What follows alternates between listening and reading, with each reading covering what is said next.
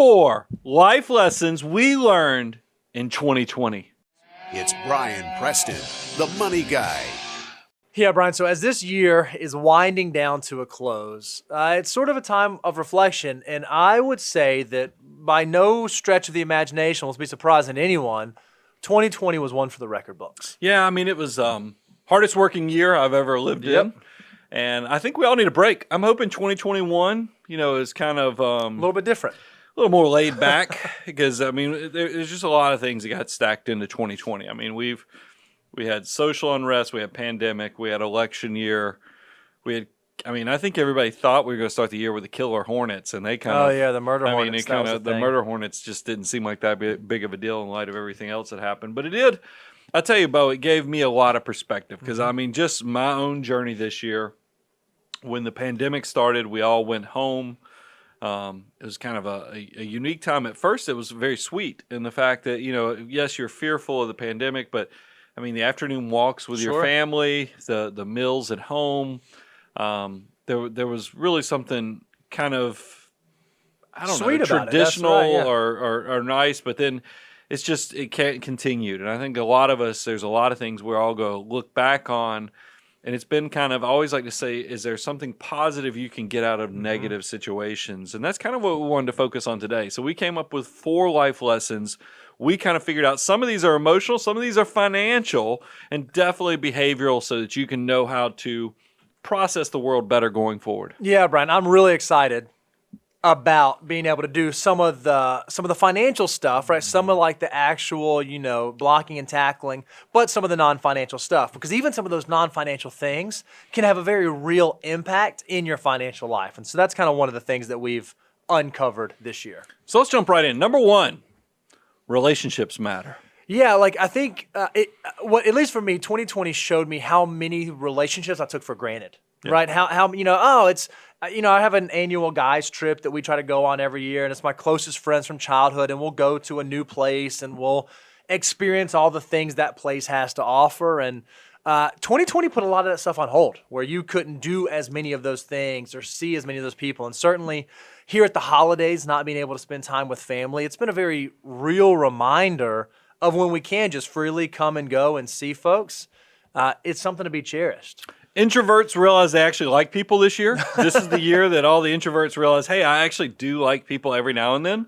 And then extroverts like myself, we were super sad. Probably drove our family crazy because I feed off of other people's energy. It makes me sound like a vampire, but it is one of those things where I actually do like being around people so much that I think anybody who's extroverted, you were saddened by this. So it just showed us we like being around people. And that tied in nicely. We've done so many shows on the relationship between fulfillment, happiness, and money. And I think people are always shocked to find out that just because you're rich doesn't mean you're happy. There's actually a lot of unhappy rich people out there. We even talk about CEOs are some of the most stressed out, unhappy people out there, even though they're rolling in dough.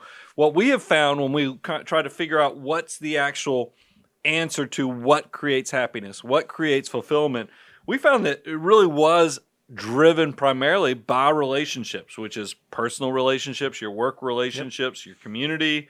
And then FTE Daniel found a cool slide that we liked, kind of a stat that we wanted to share. Yeah, he said that Americans who spend six or more hours a day with friends and family are 12 times as likely to report feeling joyful. So the folks who get to spend time with people they care about are more likely to be joyful. Now, what's interesting, there probably is another side of that we've kind of seen. I feel so fortunate, Brian, that we've been able to come back into the office and been able to see our folks. But there's a lot of folks who haven't been able to do that. Their places of work haven't opened up, so they have been stuck where they can't leave the house, can't go out and see other folks. So some folks are just itching to get out of the house. Yeah. But what this showed is that if you can spend 6+ hours a day with family and friends, you probably are going to be more happy. Being in isolation maybe is not the best thing for our mental well-being.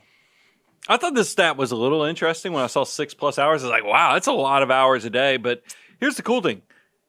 You figure and we say this all the time when we do job interviews. You probably hang out with your daytime family about as much as you hang out with your nighttime family. That's so right. make sure you like being around the people you work with, too. Absolutely. And that's, it's really a good time to kind of check and say, if you were one of those people or are one of those people who are miserable and you aren't happy with what you're doing on the day to day, and you kind of on Sunday nights are like biting your fingernails because it's time to get back into the grind, you should take this to heart. Maybe there is a thing there where you should start thinking, okay, am I really spending my days in the best way I should be spending my days? And if you have a way to impact that or control that, maybe 2020 was that thing that kind of lets you know, maybe this is when I need to make a change. Recalibration. Moment. Kind of really focus on what's important and figure out how you can move forward from there. Yep. Let's move on to kind of number 2. This is a big one. We are not guaranteed tomorrow or what tomorrow will look like. Yeah, I think, Brian, this is probably the realest lesson that I personally got from 2020. Because I don't do a ton of New Year's resolutions. It's not what I do because generally they fizzle out by around, I don't know, January 31st. But I know I had a lot of ideas of things I wanted to see happen and take place in 2020, having no idea what was going to come just a few months into the start of the year. And so some of those best laid plans just changed overnight in an instant. And I think that happened for a lot of folks this year. Yeah, I mean, for sure. I mean, there's so many of us that things that we take for granted were just taken away. It just went away. And I think that really did allow, once again, some introspection to figure things out. And that led to, a lot of times you hear people say the goal is I want to do what I want, when I want, and as often or however I want to. And as we've talked about in another show we've done, I'd encourage you to go check it out if you haven't looked at it, the levels of wealth. We've done some very popular shows on levels of wealth and where you fall into that. And we talked about level 5, which actually had a different spin on doing what you want, when you want, and how you want.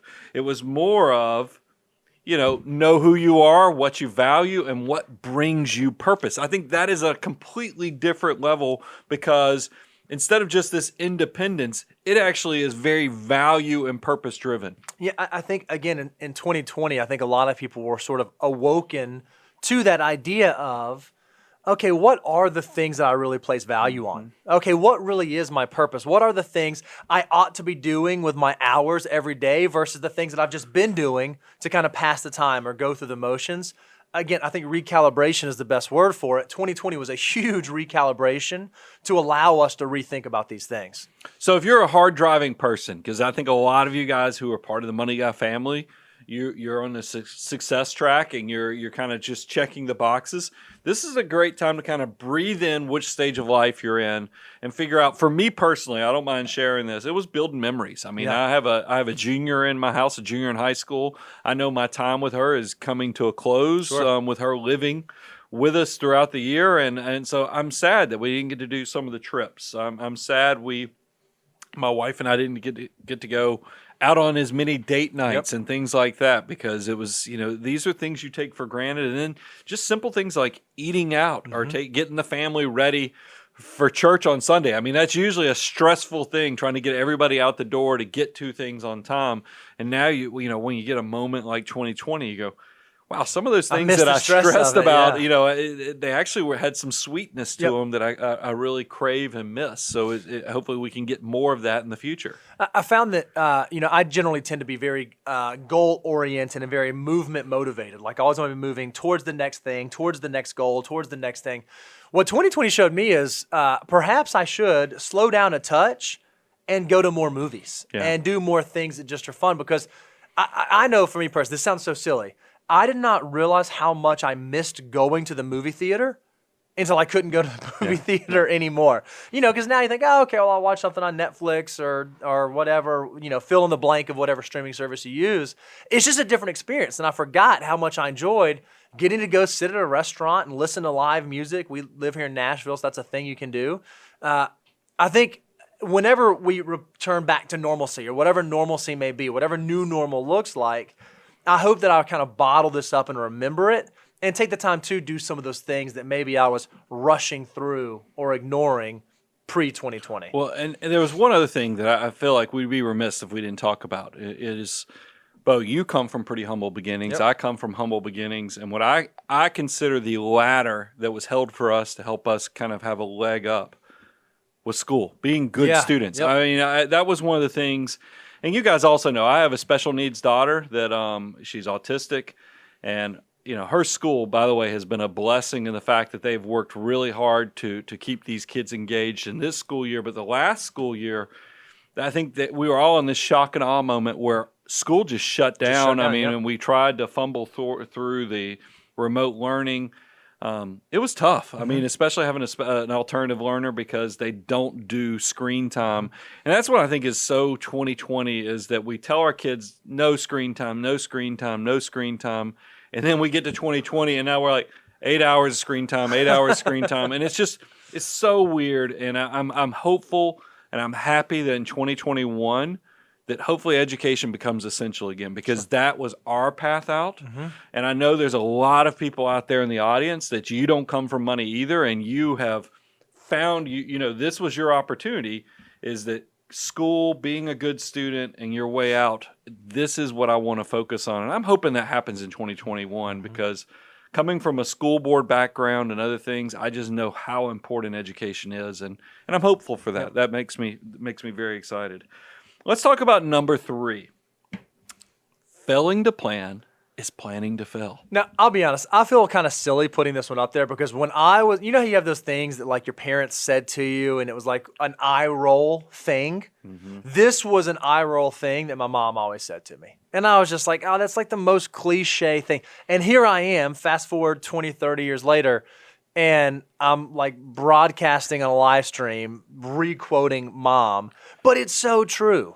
Well, there's a reason those motivational type posters sold so many of them. Is because there is there's something there that we ought to all focus on. There's also a famous saying that I love and then we'll kind of talk about the importance of planning, is that just because you say you have a plan doesn't mean it's a good plan. And I think actually the lion's share of people out there probably have plans that could use a little fine tuning. And Mike Tyson kind of sums it up best.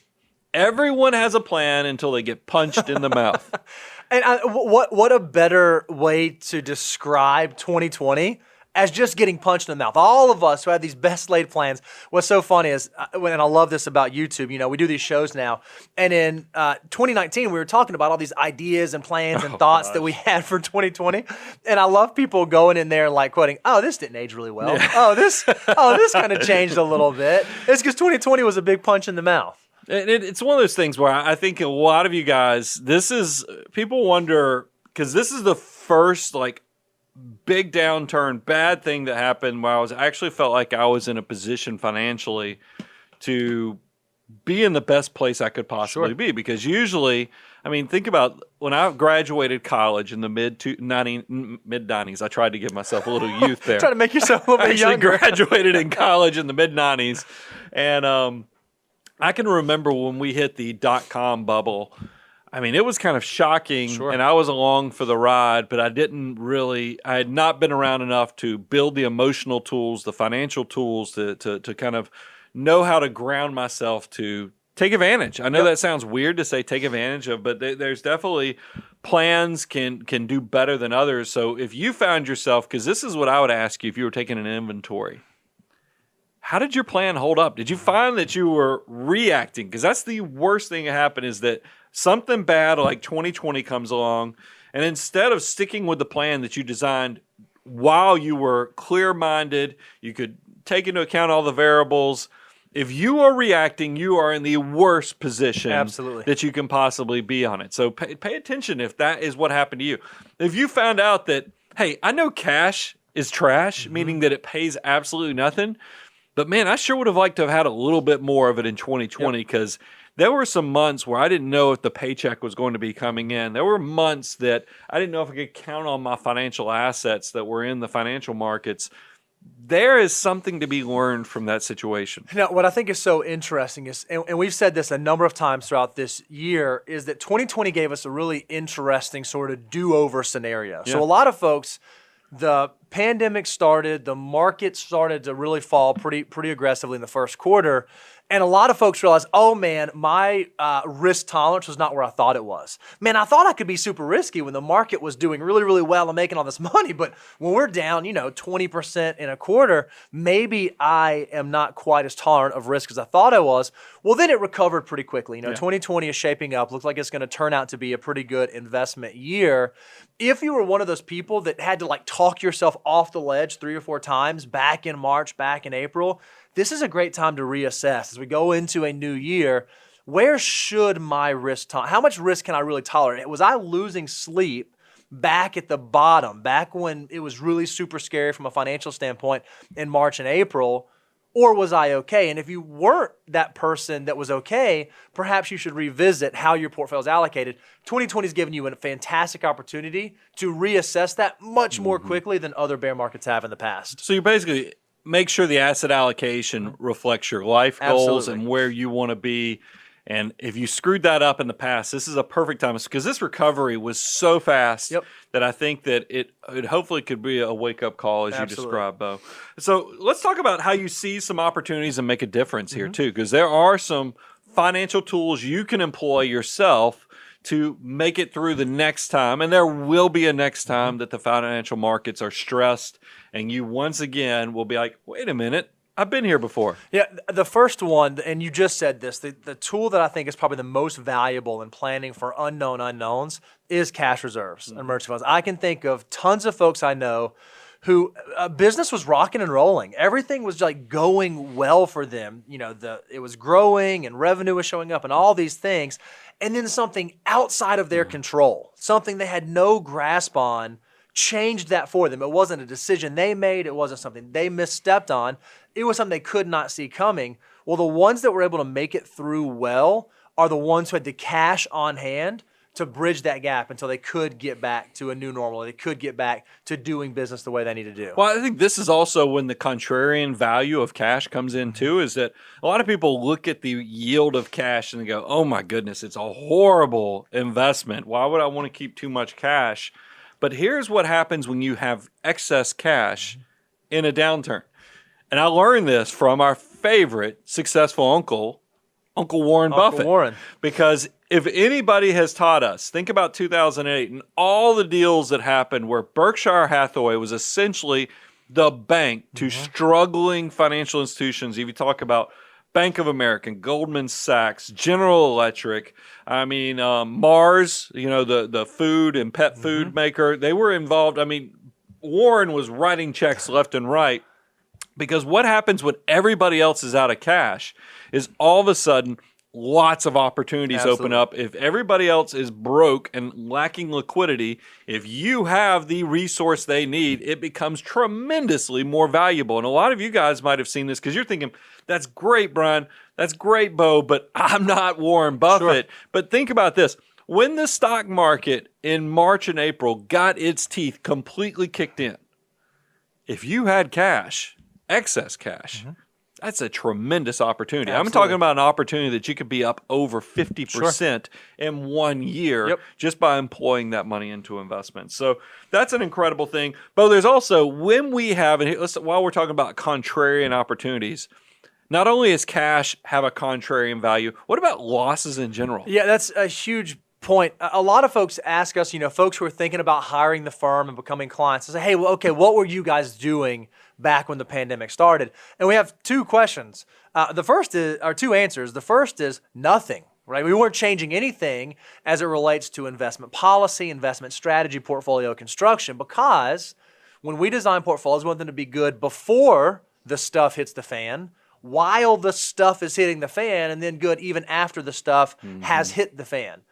But we do take advantage of opportunities like loss harvesting. So as we were in March and April and May, we were actually harvesting losses by, selling one investment that had lost money, buying a similar investment in a similar asset class at the same point, and then writing that back up. Well, from an investment standpoint, we didn't change anything. We kind of rolled the mountain down and then rode the mountain back up. But from a tax standpoint, we have all those losses that we can now use to offset both capital gains in this year as well as capital gains that we might trigger in future years. So it was a huge benefit that volatility afforded us this year. Yeah, you essentially turned something that was just a paper loss, but you locked it in so it actually had value from a tax standpoint. That's a really powerful tool. It goes right in line with you probably had some fluctuations in income. Sure. When you have fluctuations in income, like I said, we're always trying to figure out how do you turn a negative event into something that can create positive in your life. If you did lose your job, there's potential, or your income went way down, there's potential you could look at Roth conversions. Sure. You could also look at, if you were in a really low income situation this year, zero capital gains. Yep. I mean, I think a lot of people overlook this as part of the new tax code, that the first $40,000 for single individuals, $80,000 for married couples, that capital gains rate is zero. Yep. So pay attention to that. Now, here's the bad news. You go over that in income, it jumps right back up to the traditional 15%. But do pay attention. If you're in a unique year, there are sometimes little rays of sunshine that can poke through that dark cloud. Now, we're talking about some like tools and techniques that you can use. In my opinion, though, whenever volatility strikes, more valuable, I think, than loss harvesting and taking advantage of low tax rates, I think the number one most valuable thing that you can have in your back pocket when volatility hits is the right behavioral mindset. Right. If you can set yourself up behaviorally to be doing something that's going to allow you to take advantage of that, you're going to set yourself up for long-term success. This is kind of like Financial Mutant 101. Absolutely. Because this is the thing. This is actually, I think, what was the inspiration for Financial Mutant, is that we had a listener who shared with us that when they were making their monthly investment into the markets, they actually got a little excited when markets were down that day.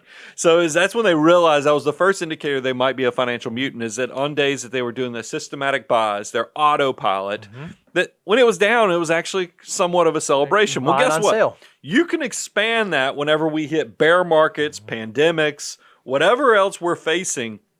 There will be periods where the market is going down and it just stays down. And you're like, this is horrible. This is the worst thing that could happen. And this is why I always make the example that the strangest bedfellows is financial success, and the bedlam that comes from financial volatility is because volatility is actually a wealth creator. And I think people are always shocked by that. You're like, wait a minute, wealth is destroyed when we had bad markets. When things are going down, wealth is being destroyed. But think about this. If you were younger, if you're retiring 15, 20, 25, 30 years in the future, you don't care that we're financially. You care emotionally and everything about your family. This pandemic year, there's a lot of real things you had to pay attention to. But financially, what's going on in the stock market is noise. That's right. And actually is an opportunity for your financial success, because if you're buying through the entire down process, when it goes up, it gets amplified. So we actually have an example to show you, and we have probably one of the biggest periods of just underperformance that we can use as an example to show you how you can turn a negative into a positive. Yeah, what we thought is, let's not just look at the pandemic downturn of 2020. Let's not just look at the Great Recession of 2008. And let's not look at the dot-com bubble bursting in 2000. But let's go back to the big boy. Yeah. Let's go back to the really scary one. And this is the Great Depression. And if you look at this, the Dow, it closed at $381 on September 3rd of 1929. And on November the 23rd of 1954, it closed at $383. So if you just look from a price standpoint, what is that, Brian? 14, 15 years? Did I do my math on that right? No, you're way off. 25 years. 54. That's like 25 years. Yeah, that is 25 years. Trying to go backwards. 25 years, it increased by $2. Right, from $381 to $383. You're sitting here thinking, I mean, if you tell somebody, why would you invest in the stock market? You realize over the last 25 years, it's only made $2? We talked about a lost decade. That's a lost that's a quarter century. Yeah. So that's a pretty horrible, but there's more to the story. That's why you just need context. You need a tour guide like your Money Guy family to show you, hey, it's not all thunderstorms and bad clouds outside. There's actually a tremendous opportunity created by this 25-year period where the markets just completely were down. That's right. If you had a hypothetical $10,000 you can invest each year beginning in September of 1929, The total amount that you would invest if you're just saving $10,000 every year until 1954 would have been $260,000. That makes sense. That was a 25 years plus the initial investment. If you assume you just let your dividends be reinvested, you're not actually taking the cash, you're just letting the dividends that in this case the Dow's paying be reinvested. You're letting your money continue to work.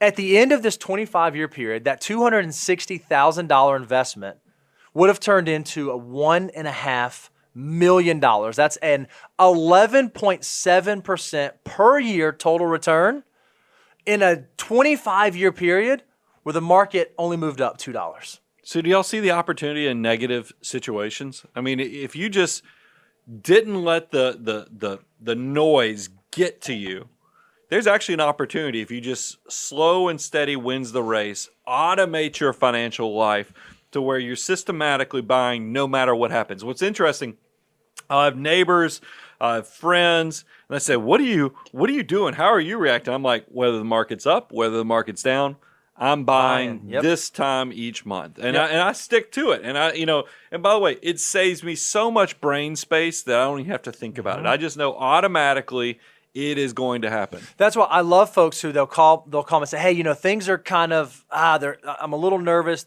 Things are not going great. Should I shut down my 401k contributions? Yeah. And I'm like, hey, look, if your lights are on and you can pay rent and you can put food on the table, don't shut down your 401k contributions, because that is one of the single best ways you can take advantage of dollar cost averaging. If you're someone who's maxing out a Roth IRA and you're doing $500 a month, you say, this market's got me scared. Should I pause for a while? Absolutely not. If you can put together a systematic plan that lets you keep that money going in, no matter what the market throws at you, those most painful dollars that you invest are going to be the most valuable dollars of your entire financial journey. And that leads to kind of the closing point, is that you have to be careful what you let inside your head. Because I think all those things you just described, Bo, of people who, when the markets are getting beaten up, things are crazy, the nightly news is just a horror fest, and instead of you reacting going, I just got to shut it down. I just got to shut it down. I just got to start saving and building cash. Sometimes that's not the best course of action. Right. You just need to kind of stop, stand still, let the plan that you've already enacted continue to work for you. And that's what we wanted to cover, is because if you can be careful what you let in your head, you can recognize, because we will, I'm telling you, save this moment and think about it. Go ahead and lock it in your head that fast forward, I don't know when it is. We don't have the crystal ball, but there will be another period where we cross into bear market status. Absolutely. And this was the first year, 2020 was the first year in 12 years that the S&P 500 lost the required 20% to be required to be counted as a bear market. Yep. But fortunately, this was not the first time that we were here. No, we have been here before. And what's interesting, I went to a party. Well, it's not really. It was just a few neighbors getting together. I think you had to, especially in these unique times, you tell people you went to a party and they're like, what is he doing? No, a few neighbors invited us over, went over there, and I found out this is always the biggest shock for me is when neighbors let us know that they've been listening to our show. Yeah. So, and he was trying to tell a few of the other neighbors why he's been so enamored with the show is that he says, Brian has a crystal ball. He predicted some things. And I was like, what are you talking about? And he's like, no, didn't you, back in 2002, didn't you predict the recovery of the markets? And I was like, oh, you watched that show. Because here's the thing. I used to write columns for the local newspaper down in South Atlanta. And if you remember in the dot-com bubble, that downturn started around March of 2000, and we didn't hit full recovery until around November of 2002. So it dragged on not for a month, 2 months, 6 months like this year. It dragged on for a few years. Sure. But people, as you can imagine, by the time we're in year 3, people were starting to panic. Yep. Are markets never going to recover? And that's when I wrote the column of what you should know in uncertain markets. And look at the date on that, October 3rd of 2002. So I wrote this in 2002, and you can't see it because it's so tiny, but I'll just let you know. Right there in that second column, about halfway down, I shared that if you can be patient, when the market hits its bottom point, 12 months in the future, it averages making 26.2% from that low point in the markets. Yep. So that And what's interesting, it blew that out of the water because when I wrote this column, we were within a month, just a few weeks from hitting the dead bottom of the .com bubble. And, and that's people are like, wow, did you have a crystal ball? How did you know? And I'm like, because I've been here before. Done it before. We've all experienced these type of things. Breathe deep. I want you to look around so it won't be a pandemic. That's the part that changes. You never know what's going to freak the markets out. It was this was the .com bubble. We had a housing crisis of the Great Recession. This has been a pandemic. That part will change, but the behavioral aspect will not change. You will recognize we've been here before. So fast forward to the year 2020. Yep. New York Times reaches out, says, Brian, we're writing an article because things are crazy once again with the markets. Do you have some thoughts that we can share? Because a lot of people, this is the first time they've experienced a financial crisis. So this article came out March 15th of 2020. Yep. And if you read my quote there, Bo, I've got bad eyes now, so I'm going to let you read it. Allow me to read it. It says, this downturn does not feel any different to me than any other periods of panic and wild swings. Whenever I hear new paradigm or this time it's different, I internally smile and know that we are humming the same song and that I have been here before. So, I mean, guys, do you recognize it? By the way, here's what's funny. We did show prep this morning. I said, we've been here before, and I wanted to do the 2002. And you go, isn't that what you said in the New York Times column and article? Think the advice doesn't change. I mean, this was the advice that you were giving nearly 20 years ago. It's the same advice now because history has a wonderful way of repeating itself. So like I said, it'll be a different flavor and there'll be different nuances to it. But if you can put together that mindset, that psychology, that behavior that is tried and true and tested through time, you can set yourself up to handle whatever the market throws at you. So here's what you need to learn from this. Is I want you, when you're watching the nightly news, or you're watching the financial news, or you're reading a blog, or however you're getting information, ask yourself and separate useful information that you can actually learn from versus just the noise. Because that's the thing. There's a lot of emotional things that are out there, but is not useful information. Yep. We've seen that with the pandemic. We've seen it with the political stuff. We've even seen it with some of the social injustices that we're working through. There's a lot of things that are meant to get your eyes and ears because of the emotional play, not because it's useful information to help you make better decisions in your household. So we thought, let's show you sort of one more illustration that we hope is kind of useful noise that will prepare you for whatever the next thing is. Whenever there is the next downturn, whenever there's the next thing that's scary, whenever there's the next uncertainty, we just want you to kind of remember this illustration. Now, what this shows is a history of market ups and downs as reflected in the S&P 500 from 1926 all the way through December of 2017. So this doesn't even have 2020 in it. So if you're out there on iTunes, iHeartRadio, Stitcher, any of the audio places, go check out YouTube and look at this chart because what it shows is two things. How severe market downturns are and how long they last. And that's contrasted directly with how robust the subsequent bull market is and how long the bull market lasts. And when you look at the chart like this, you're thinking, man, there's so much more up. The up is so much better than the down. The up lasts so much more than the down. I don't need to worry about the down. I just need to make sure that I'm invested when it goes back up. It's not about timing the market. It's about time in the market. And that's what I think this shows. When I see this graph, this reminds me, takes me back to when I was probably 6-year-old Brian Preston, and I was sick in the doctor's office, and they tell you you're going to, the only way you can get better is if you take a shot. Okay.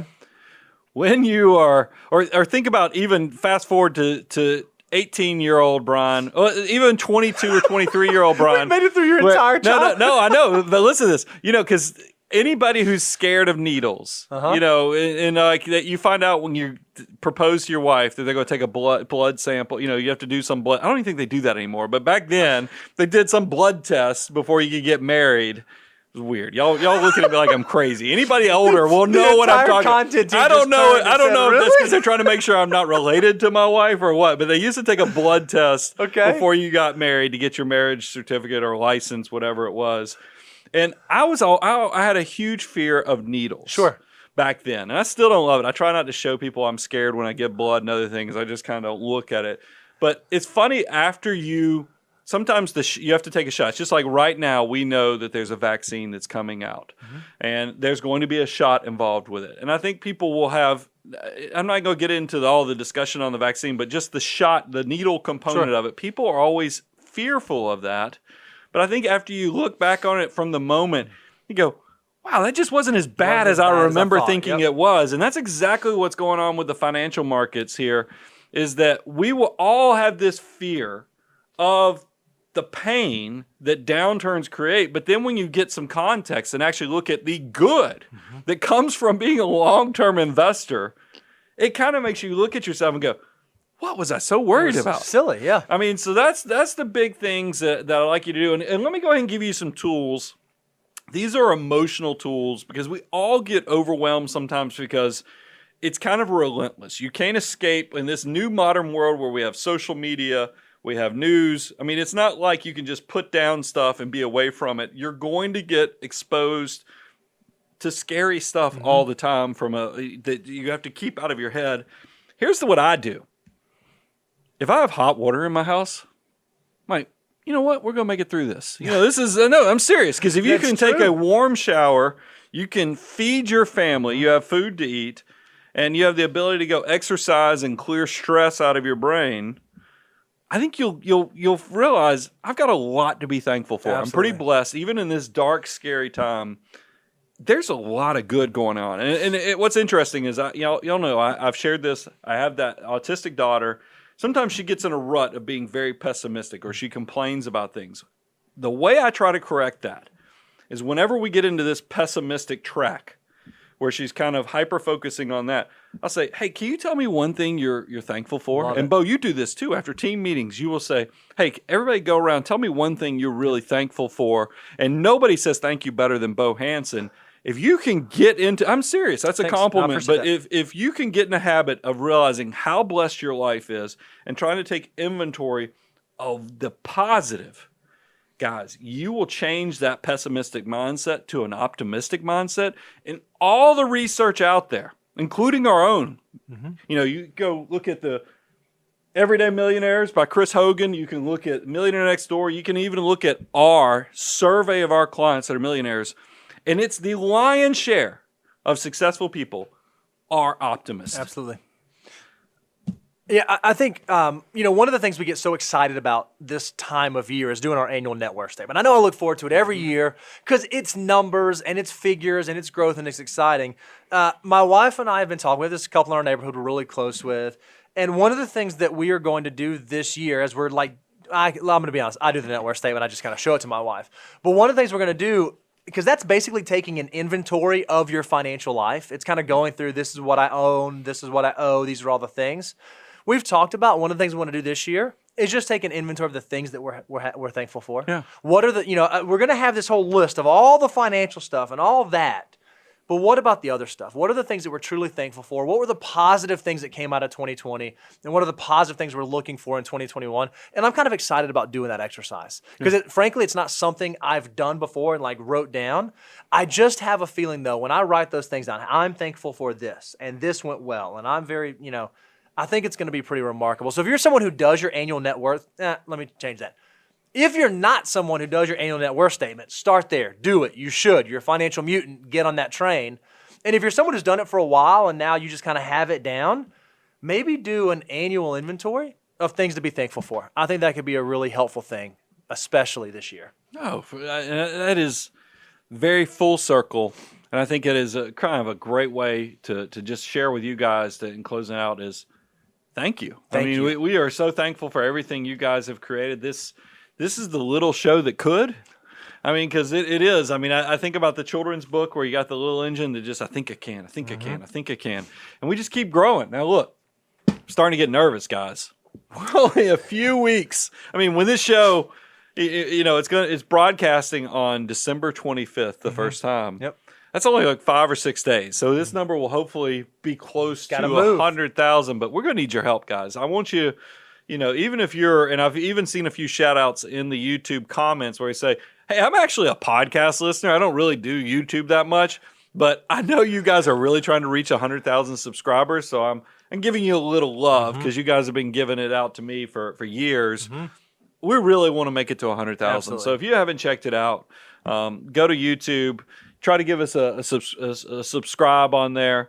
And then I'd be remiss if I'd say right here at the end of the year, financial order of operations. This has been probably, I know it's 2020 is going to be the year of pandemic, but it's also the year that we kind of have turned the concept of financial order of operations into a very deliberate practice that you can go to moneyguy.com/resources, download the free resource we have. And if you find that, hey, I don't exactly know where I fall in the steps, I also think I need a little more accountability on getting to the next step. I might need some homework, some worksheets. We actually have a course. This is our first course. It's in our inaugural course that the Money Guy team's doing. And here's what the whole purpose of doing courses has been. Just like we have the abundance cycle where I want to come give you free advice for you to learn, apply, grow, so when you reach that level of success, that you'll consider working with us as fee-only financial advisors, fiduciary advisors. Well, the course is to serve as an accelerator so we can get you through that abundance cycle even quicker. It's a win-win situation, so I hope you'll check that out. But guys, 2020, like I said, the hardest working year I've ever experienced. Thank you for being a part of this journey for us. We have big plans for 2021. We grew the family on the content team. We grew the family with Abound Wealth, and we hope to keep that process going. And we couldn't do any of it without the love that you guys have showed us. So thank you, thank you, thank you. We'll talk to you soon. Money Guy team out.